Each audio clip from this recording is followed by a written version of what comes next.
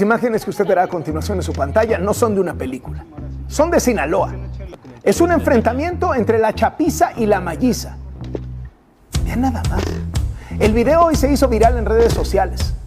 Medios locales señalan que todo ocurrió en la localidad de El Espinal, en el municipio de Ilota. Refieren que se utilizaron fusiles Barrett calibre 50 y otras armas de calibre superior. Las explosiones y disparos se extendieron hasta la comunidad vecina de San José Conitaca. Dicen que el enfrentamiento así duró 2 horas.